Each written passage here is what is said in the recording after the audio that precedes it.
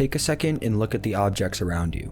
Your phone, the layout of your laptop screen, the chair you're sitting in, the way your room is organized, or even the way it tries to be organized. There's a certain kind of simplicity to it. Straight lines, neutral colors, things that feel efficient, almost like they were designed to get out of your way. That didn't just randomly happen over time. A lot of the way of thinking comes from one place, the Bauhaus School of Germany, starting in 1919. And what's interesting is that Bauhaus wasn't just about how things look. It's about how people should live, what design should do, and what it's actually for. To understand why Bauhaus mattered, you have to picture what design looked like before it existed. Late 1800s to early 1900s, a lot of architecture and design was packed with detail. Victorian houses with heavy ornamentation, furniture carved with patterns that didn't serve any purpose besides looking expensive, objects that were more about showing status than being useful. At the same time, the Industrial Revolution had already changed everything. Factories were producing goods faster than ever, but design really hadn't caught up. You had this weird gap where things were being mass-produced, but they were still trying to imitate older styles. So you ended up with products that were kind of dishonest, machine-made objects pretending to be something else.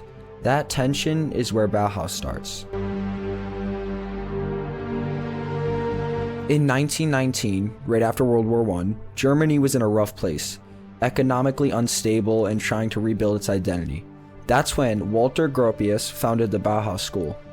His idea was pretty radical for the time. He wanted to bring together artists, architects, and craftsmen into one space and have them work collaboratively. Before this, fine art and craft were treated like completely different world. Painting was considered high-level intellectual work. Making furniture or textiles was seen as lower status. Gropius rejected that hierarchy completely. He believed that all creative work should come together with one goal: designing things that will actually serve people. At the center of Bauhaus thinking is a very simple idea. Design should be driven by purpose. If something exists, it should have a reason for existing the way that it does. That's where the phrase form follows function comes into play. Instead of starting with decoration, you start with use. What is this object supposed to do? How does it interact with the person? What is necessary and what isn't? Once you answer those questions, the appearance of the object naturally develops from that process. So instead of adding decorative elements afterward, the design becomes clean by default. Students went through something called a preliminary course, where they studied basic visual principles: color, shape, materials, and composition. They experimented with things like metal, wood, glass, and fabric to understand how materials behave. After that, they moved into workshops. These weren't traditional classrooms, they were more like labs. You had furniture workshops, metal workshops, textile design. The goal was to design objects that could realistically be produced and used in everyday life. Over time, a recognizable style started to emerge from Bauhaus work.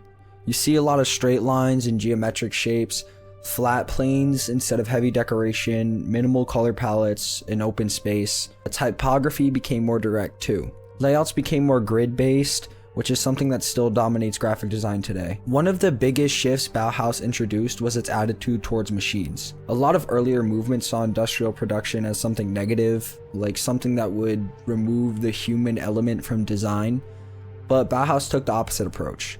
They embraced machines. If something could be produced efficiently and still maintain good design, that was seen as a success. This is where the idea of accessible design comes in. Instead of creating one expensive handcrafted object for a small group of people, the goal became designing something that could be produced in large quantities and used by anyone. That shift has a direct line to the way products are made today. There were a lot of influential people teaching and working at Bauhaus.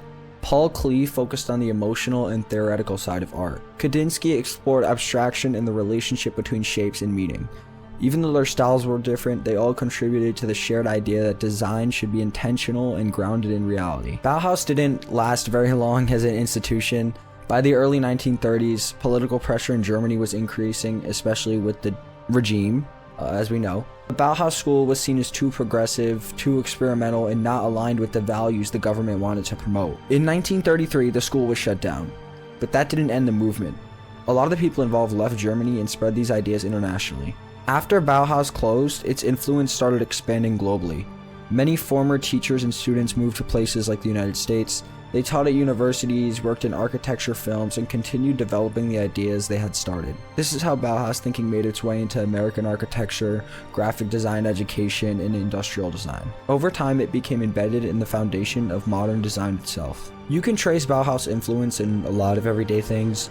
Furnitures that use simple materials and avoid like crazy details, buildings with clean lines, open interiors, and functional layouts. Even digital interfaces follow similar principles: clarity, usability, and structure. The idea that something should be easy to understand and use comes directly from this way of thinking. For anyone making music, visuals, or content, there's something practical here.